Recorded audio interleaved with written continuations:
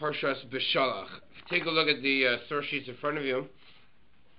I included nothing except for psukim in the Torah.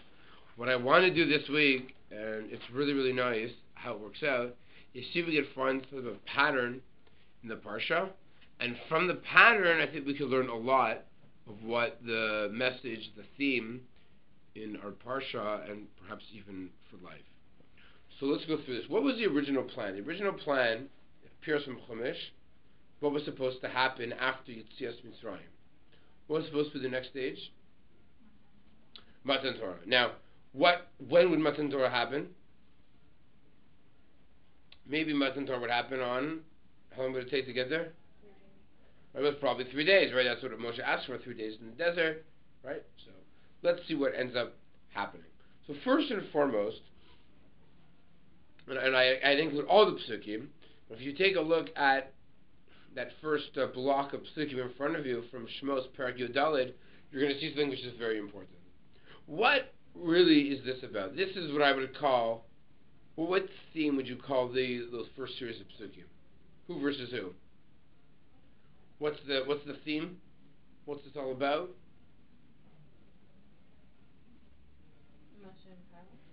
Okay, Moshe and Paro, right? This is the war against Egypt, right?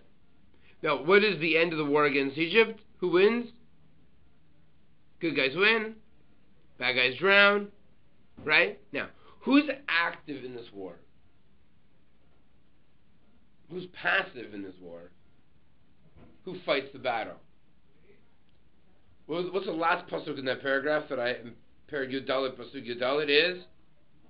Hashem yilachem lachem v'atem. You're going to be silent, you're going to be still, you're going to be passive. Who is going to be active? God. Now it's interesting, the Midrash is so bothered by the passivity of the Jewish people. Who becomes active in the drowning of the Egyptians? What's his name? Nachshon ben Nadav, right? It bothers Chazal so much that Bnei Yisrael could stand by and do nothing.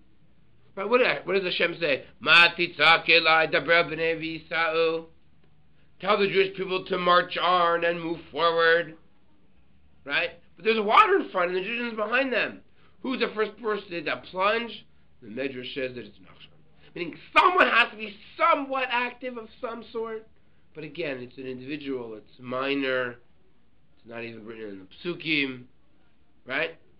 Essentially, it's attempt achavishon. God 10, Jewish people 0. Egyptians minus 10. Right? The Egyptians get totally clobbered. Whose plan was it? There wasn't a military strategy. There wasn't a sense of, deep. All God. Okay? We see that, look at Pasuk Ches, Vayechazak Hashem es leipral Mitzrayim v'yidof achar b'nei Yisrael, right? That God hardens his heart and now he wants to chase them in. In fact, there are those who want to argue that God intentionally, what does he do? He brings out his chariots laden in gold and silver and jewelry. At the end of the day, this is what's going to provide Bnei Yisrael with more loot, right? Bounty from the war.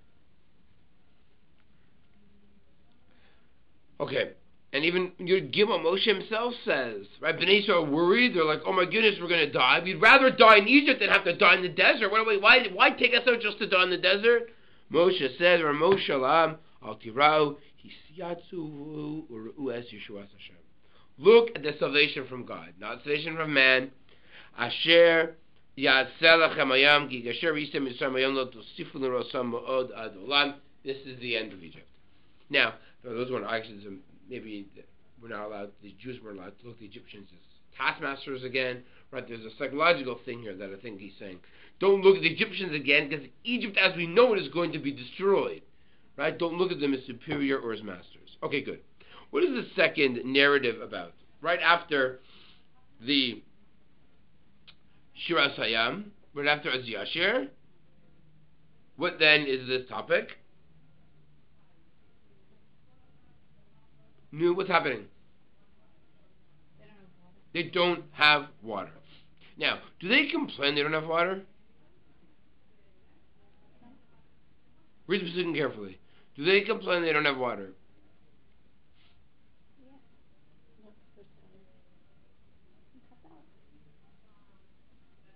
So, they only complain once the water is bitter, right? Isn't that interesting? They don't complain that there's no water. They complain the water they do have is bitter. So it's interesting, a bit of a nuance there. So again, they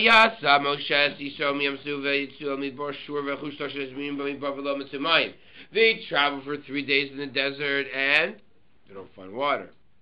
They eventually go to a place called Marasa. They can't drink the water there because it's bitter. By the way, what were they supposed to find maybe after 3 days? Maybe they're supposed to find out sin after 3 days. No? What does Chazal learn from here? Actually, there's a halacha that's learned from here. Chazal said they weren't really looking for water. You know what they were looking for? Ein mayim ela. Ein mayim ela Torah. They're actually really looking for Torah. Why? Because they're not complaining that they're thirsty. Right? They're not complaining that they're thirsty. They're just complaining once they do have water that is bitter. So it's interesting. That's what Chazal learned from you. You can't go 3 days without learning, which is why you have public Kriyas Torah Monday, Thursday, Shabbos. So you don't go 3 days ever without learning Torah, which is pretty neat. So again, we see from here, first story is about war with the Egyptians. The second narrative is about they're looking. There's no water. When they do have water, this water is bitter. They complain about this bitter water. Now, what does God do? Vayitzak al Hashem, vayorehu Hashem eitz. That's a very strange word, by the way. A lot of different interpretations of what that word means. What it literally is vayorehu? What word most probably does it mean? It's to instruct, no? Right, the word to teach, moreh, lehorot. So Hashem teaches. You hear this? Why Chazal understood it to be Torah? Right? Because there's a teaching. God teaches a tree. By the way, this is where the Midrash says, Eitz Chaim Limach Hazikim Ba. This is one of the sources for it. Right? Vayashlach el hamayim v'yimtzeku hamayim. Sham samlo chok mishpat v'sham nisa'u. You hear this? And what's the solution to these bitter waters? Is to teach, is to learn. It's a fascinating thing here. What does God say? Im Shemot tishma lekol Hashem lokecha. If you obey, you hearken to the voice of God. V'yashar b'nav ta'aseh v'azantal mitzvosav. V'shemartar chukuchav. Kol hamacha shesantim mitzrayim lo asimu lecha ki ani Hashem rafacha. What's the message by the water? Understand, you have a tree, and this tree then what? How does a tree sweeten up water? No. The idea here is that God is going to provide you with water. God is the source of water. How are you able to ensure that your life is going to be taken care of, that your life is sweet? The answer is follow the mitzvahs of Hashem. By obeying God's commandments, by following in His ways, you're going to have sustenance. You're going to have this sweetened water, so to speak. So the first is about war, then about water. Look at this third narrative. This is a biggie. And take a look at the bottom of page 1. Continues to the top of page 2, so that you have to kind of rotate the page 90 degrees. What is this about now? Food. That's called man. Okay? Now, man is really interesting for many different reasons. What initiates this food? Look at Pasuk Beis. Vayi V'yilonu kol das b'nei Yisrael Moshe l'ron b'midbar. Now they're complaining. Rolem b'nei Yisrael mi'item mosein v'yad Hashem be'eretz Mitzrayim b'shivtin osir basar b'chleinu lechem osova k'osei mosein b'midbar hazel lamisas kol ka'al hazeh b'rav. So we need bread and we need meat, and here's what God responds. Look at Dalit. V'yomer Hashem Moshe hineni mamtir lachem lechem min hashamayim. I'm going from the word matar, right? Literally, I'm going to provide for you rain, right? I'm going to provide from you mamtir. I'm going to provide from the heavens. Lechem min hashamayim, bread from the sky. Vayatzam v'lachtu, v'yom b'yomo, they went out every single day. Leman anasinu hayelech b'sorasi imlo. Are Bnei Yisrael going to follow in my ways or not? Now, what do you think that means? There's a machlokes to understand this pasuk. But the simple understanding, what does this mean? That what's the test? Are you going to follow in my ways or not? What is that probably referring to? Well, are there any limitations on this man? What are the limitations on this man? You got to eat it for that day, and you can't collect on Shabbos. On Friday, you're going to have to get twice as much in order to have for Shabbos as well. Okay. So those who want to argue, oh, you follow the rules of the man, you'll continue to get the man. Others want to say, no, that's not what it's referring to, because the laws of the man are actually given later. This is referring to, are you going to become civilized human beings? Are you going to just behave properly? Or maybe follow the mitzvahs that I gave you in Mara? Or civil discourse, with, not necessarily man-related mitzvahs. Now, how does man train you for civil discourse? How does man train you at all? Yes? Well, because in the slave mindset, they think, we're getting food, I should take as much as I possibly can so that I can stash it and save it for later. But they're learning that, no, you're civilized, you're going to be getting food every day, so you just take what you need for now, and then you'll get more tomorrow. Very good. The idea, by the way, if I were to ask you, imagine Sobeys were closed down. Oh my goodness. You couldn't have any more food. How much food do you have in your homes? If your parents couldn't go shopping, how long could you survive with the food that you have in your homes? A long time. Now, you might be a little bit sick of pasta, or tuna, I don't know what people have. Or your third box of Cheerios, right? But I have a feeling you could survive for a very, very long time on the food that all you have in your homes right now. In your pantries, in your cupboards. You have to open up that extra box of matzah that you never finished back on Pesach, right? You might have to open up your emergency stash of grape juice. But you would survive for a very long period of time. Why? Because we don't go without keeping food as storage. We have a free mentality. We have this mentality of you gotta have, a storage house of food. It's just what you gotta do. Imagine if you could only have food for that day. Others want to argue, that's the great test of the desert, of the mud. And that is only being able to recognize that every single day God is going to provide for you. That's not so simple. So we see here there's different types of tests and messages of the man. One could argue, no, the halachos of the man are the actual tests themselves. Or you could argue, no, simple civil discourse. Take what you need, not what you have access to. The other one is, that God is going to provide you every day, using that you have a limit on imagine not being able to access your fridge, your freezer, and your pantries. That requires a sense of discipline and also a sense of faithfulness in God. Okay, now we have the laws of the actual man themselves, when it falls. Excuse me. Okay. Another thing I think that's important, if you go down to Tes Zayin, I think you were alluding to this before, this is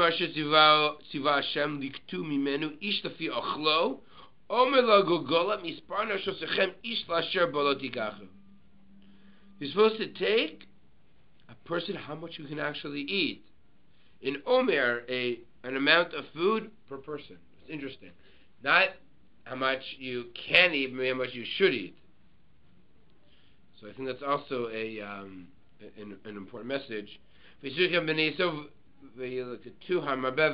person took a lot or a little, everyone was perhaps had to take the same amount, and that's what Yudchet is.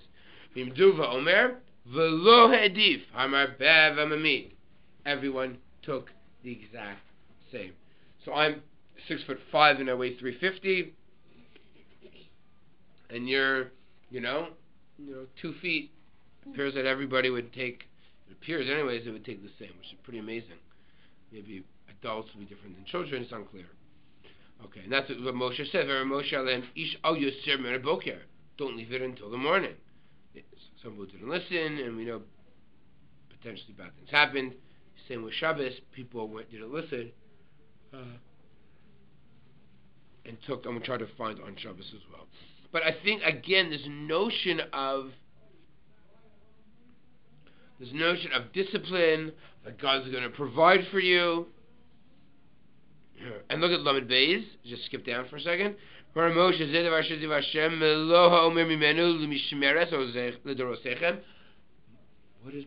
He says, you know what?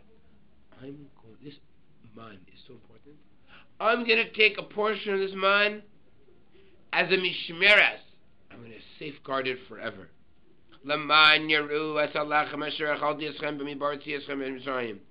So that what? People will know that what God gave and provided for the Jewish people when they left the desert and left Egypt. Okay, that's what Moshe tells Aaron in Lamed Gimel. Oh, so sorry.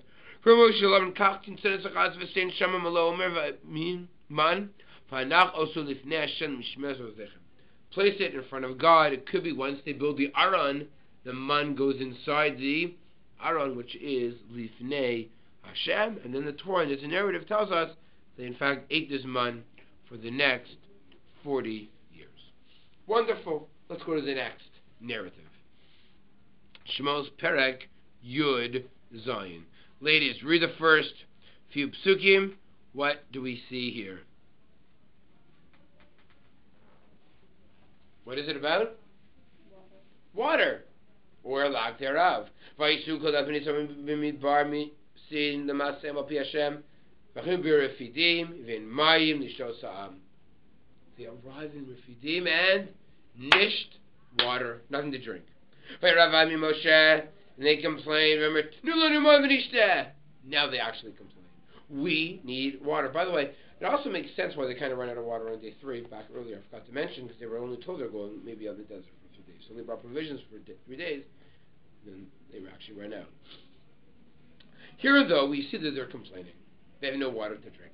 So in Marah they drank very well, but now they're kind of getting thirsty again. They're in Refidim. Makes sense. You know, you got to get water everywhere you go. You need some type of water source. Moshe says, Moshe, what do you want from me? Maybe, what was the problem? What should they have done? What did God want from them? Exactly.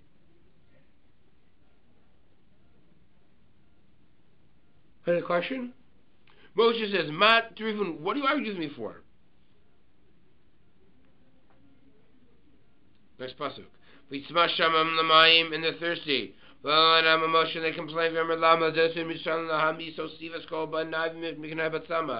Took us out just to kill us all. Moshe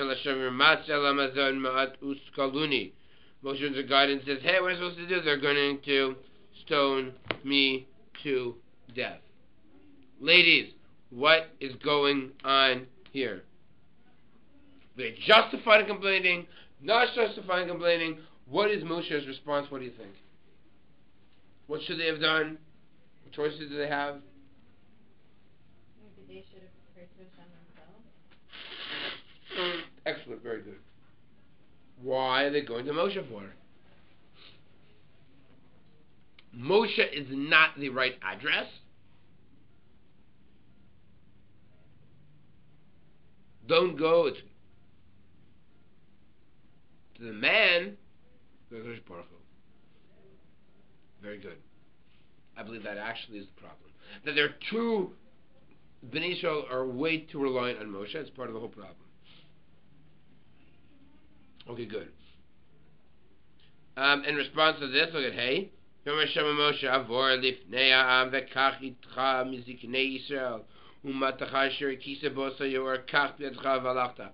about this last year. That what is one of the functions of Moshe's staff? Why does Moshe use his staff all the time? You know, the water, the heaven. What do you use a staff for? Sorry? It's a good symbol. Okay, this is a good symbol. For sure, it's a great symbol. What do you use a staff for? It lets people know. If he uses the staff as a unifying thing, lets people know this is Moshe acting on behalf of Hashem. This isn't just Moshe doing surrounding miracles. He's using the staff as acting on behalf of God. What? Meaning that's like I'm in service. This is like my my service, what's what I'm looking for? It shows that he's now an agent. Yeah? Okay. You know what else I think maybe a staff could be? It's actually a pointer. Look what he's doing. He's always pointing. Interesting. Later on, he only points to heaven. Why? Because he wants to show it's not him. It's Kodesh Baruch Hu. Right? Maybe also that's what this staff is trying to teach Bnei Yisrael. That it's not God. It's not Moshe. But he's supposed to use the staff to show that it's not him. It's God. Right? Kind of point to other things. You'll see what he's about to do with the staff, right? Okay. So he takes the staff, and look at Pasuk Vav. Sham al Hatzur b'Chorev. Moshe is standing on a rock in Chorev. What's Chorev? Har Sinai. Excellent. By the way, where are Bnei Yisrael? Bnei Yisrael at Har Sinai? No, where Bnei Yisrael are in where? Refidim. V'kisa b'Tzur. You're going to whack the rock. V'yatz'u mimenu mayim. V'shasah. Water will now flow from this rock, and Bnei Yisrael drink from it. V'askem Moshe le'nei Zignei Yisrael. So Moshe takes Zignei Yisrael to a place called Har Sinai, Chorev. He takes the staff, he hits a rock, and water comes out of this rock. By the way, this is important because later on, at the end of Chumash, when Moshe on Parsha Chukas takes a staff and there's a rock, what does Moshe do? Hits the rock. Now, he's not told to hit the rock that time, but he was told to hit the rock this time, so it's not so crazy that he hits the rock again. Okay, that's a conversation for another time. But it doesn't matter. That's in June, and we don't go into Torah in June. So, okay. So, the Chumash continues. V'kra Shemot kol masa umriva Arivin Yisrael v'anasosam es Hashem lemor hayesh Hashem v'kebarinu im ayin. I believe. Here's what's going on. What is the whole message about this water? They tested God. Is God with us or not? Well, if God is with you, why are you turning to Moshe for? Right? Here's the question. Im yesh Hashem v'kebarinu im ayin. They were suspicious of that. They didn't think everything was going to be okay. So they went to Moshe and they turned to him. It might not be the fact they complained. It might have been the wrong idea, the wrong destination, the wrong address. Or there are those who want to argue, no, they shouldn't have complained at all. God took care of them with water before. God took care of them with the mun before. God will take care of you again. You just need to have faith in Kodesh Baruch Hu. Two ways to look at it. Okay. Now, while Bnei Yisrael were in Refidim, and water is now coming down the mountain of Chorev, flowing, we assume, towards Refidim, no? Now, what do you think is going to happen when the word gets out that there's water in Chorev? What's going to happen to those people who are in Refidim? What are they going to start to do? They're going to start to move to Chorev. No, it's kind of like a Kiddush. What happens when you hear the doors of social are open and that Kiddush is available? What does everyone do? They run to the Kiddush, right? That's the Jewish phenomenon. They run to the food. So Bnei Yisrael are running or heading towards Chorev. By the way, what's very important about Chorev, in this week's Parsha, Chorev is going to be the source for water, the source for nourishment. In next week's Parsha, Chorev is going to be the source of the Torah. Now you understand the same midrash we said earlier. Ein mayim ela Torah. Isn't that cool? It's both literal and figurative. Right? Torah. And by the way, it's important that it comes from the same source. The water comes from Har Sinai, and Revelation will take place at Har Sinai. Let's look at the next narrative. Vayavo Amalek v'ilachem im Yisrael b'Refidim. Amalek comes, and where do they attack Bnei Israel? In Refidim. But wait a second, ladies. Refidim? Who's left in Refidim if you can make a good l'chaim by Har Sinai? Who's left in Refidim, do you think? Who? The Nechashalim, right? Those people who are tired, older, injured. They can't run so quickly towards Har Sinai. Who's left at Refidim are those people who have trouble running quickly to Kiddush. V'amer Moshe el Hashem b'char lanu anashim v'tzei lachem b'malek machar anochi yotzev al rosh givo matel lakim b'yadi. Here, Moshe tells Yeshua, choose people, go out and fight. I'm going to stand on the summit with my staff. And Yeshua does what Moshe asks him.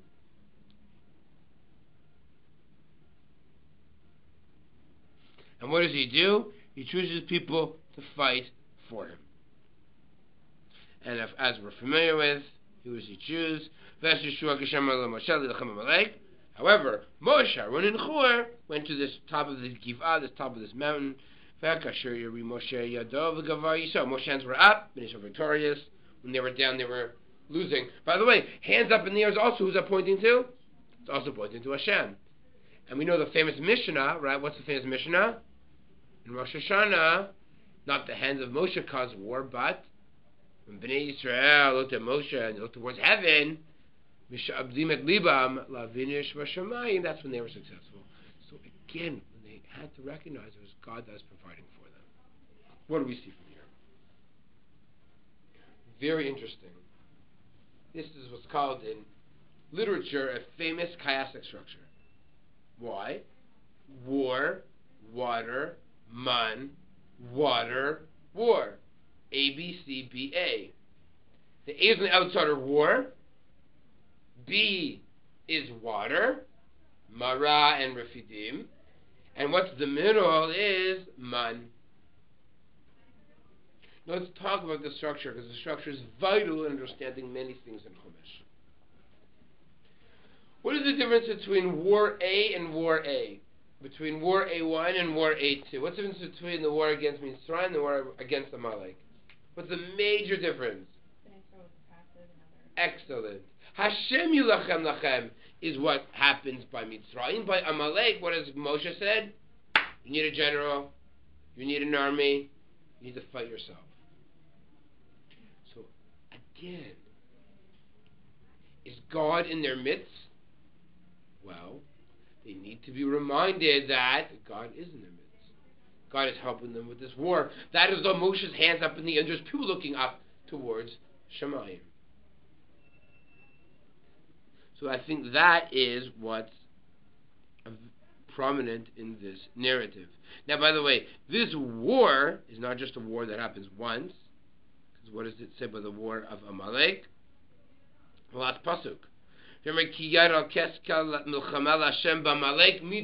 war of Amalek is ongoing. You need to continuously fight this battle. But I believe it's more than just fighting Amalek in every generation. It's God, you have to recognize you're going to have to fight wars in every generation. You have to recognize that God is with you and God is behind you and God is a source of military might and military prowess.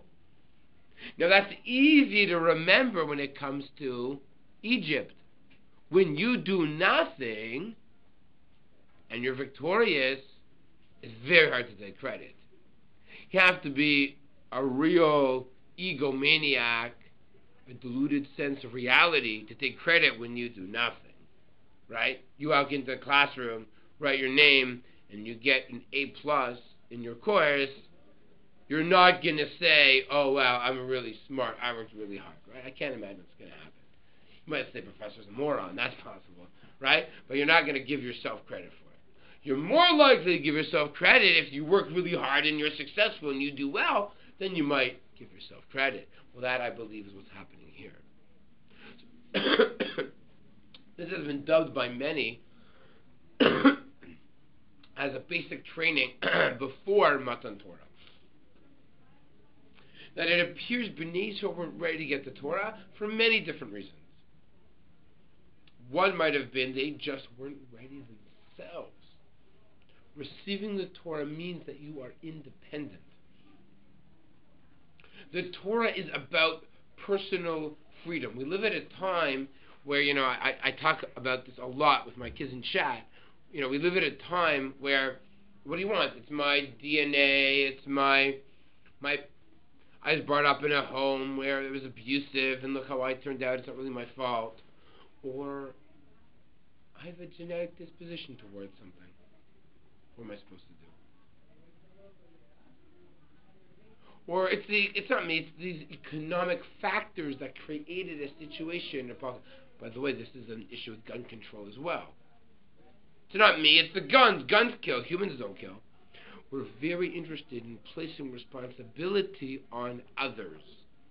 Whether that other is the DNA, a genetic factor, or it's our parents, or it's the economy, or it's a personal responsibility. So the Torah is about personal freedom and the ethics of being responsible. But with that comes a tremendous amount of responsibility. And it appears Bnei Israel didn't have that ability to take personal responsibility. Maybe the Chumash is about how they never take proper responsibility. By the way, the first person in the world didn't take responsibility either. Who did Adam blame? What do you want, God? She gave it to me, Vochal. Maybe he's also blaming God.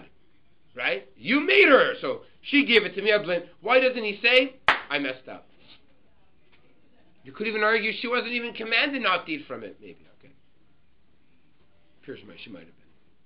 What I'm trying to say is, I believe that one of the most important things that needs to happen is Bnei Israel have to learn this idea of responsibility, and God is providing for them. Not to turn to Moshe. Moshe's not God, but they have to recognize that God is providing for them. And there's also this weaning off of a reliance of God that's happening at the exact same moment. Because how can you have Matan Torah if you rely and you think Moshe's in charge, which, by the way, now you'll appreciate Chet Egg a little bit more, right? Oh my goodness, Moshe's gone. We're freaking out, especially if we think he's like a godlike figure, right? And we'll appreciate a lot more why Bnei Yisrael have to take personal responsibility, yet they have to recognize that God is in their midst. Now you'll understand what is the center of this chiastic structure. It's man. How does man drill it in more than anything else that God is with them and that God is providing for them? The answer is very simple. Bread doesn't come from the sky. That's not normal. And it's a training every single day, day in, day out, this miraculous bread. Now, you can take that bread and cook it and bake it, do whatever you want with it, but the source of it comes from Baruch Hu. That might be, and that might mean that's the test of recognizing that it's man is not man's food, it's God's food. Who provides you with water? God can sweeten water for you. God can provide water for you, but it's up to you. If you listen and follow the mitzvot, then God's going to be able to provide. We got to recognize that Kadosh Baruch Hu is B'kirbeinu, He's in our midst. So He's there. You know, what is it? The Kotzker Rebbe always used to say, you have two. You can either Kadosh Baruch Hu is there. You can either recognize He's there, not recognize He's there. Right? There's consequences for both things. Right? God is wherever you let Him in. I think that's what the Kotzker Rebbe used to say. Right? You let God in, you lead a God-filled life. You don't let Him in, it's a godless life. That's just a natural consequence of your own attitude and your own behavior. So I think when we take a look at this week's Parsha, we really see this maybe is a great training ground for Matan Torah. That it begins with war where we're totally passive. We do nothing. Hashem lachem lachem. Then we move on to water that we're not really thirsty for, but God, there's an instruction. Follow the mitzvos. God will provide for you. Then there's this man to drill that in as well, followed again by water and by a war where Bnei Yisrael are a little bit more active and God is more passive.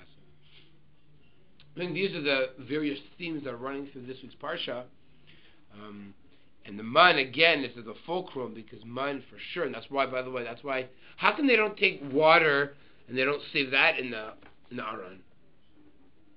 No, there's something about man that's very, very significant. This is the food, the staple that Bnei Yisrael had when they were in the desert. Okay, but they weren't necessarily supposed to be there for 40 years. I appreciate that, right? But they're supposed to be there for some period of time, and this man is going to play a very special role. It's zikaron, it's the reminder. Reminder is inspiration, right? And in Eretz Yisrael, when the Bnei Yisrael eventually make it to the Promised Land, so bread isn't going to come from the sky. Where's bread going to come from? The ground, no? That's where bread comes from, I think. So when we say Hamotzi Lechem Min Haaretz, again, it's much less obvious to recognize that God provides with food. Because I harvested, I plowed, I reaped, I baked it, I made this bread. God gave this bread. I made this bread. So that's why the desert is a great training ground for Eretz Yisrael. When it's obvious that God provides you bread, if you do that long enough to train you, then when it's less obvious, you'll still be able to give credit to Baruch Hu, because he deserves that credit. That's the day of making a bracha. Whether those who want to argue that it was a bracha on man, it was, bracha Dashir Melech Olam, Borei Man in Shemayim. I don't remember that. Another Be'ira talks about it. What bracha they make over man. But again, it's what is the source of God's providing, and it appears God will provide, but we also need to behave, we need to act, we need to be appropriate, and if that's the case, then Baruch Hu will provide for us our physical protection, our spiritual protection, our water, our food. We'll be safe from a military perspective, and the next week's PARSHA, the ultimate source of, and that is, of course, the Matan Torah, that we'll have to perhaps come back to Mirz Hashem and discuss it a bit more next week. Okay? Have a wonderful day, a wonderful week, everybody. Thank you so much for coming.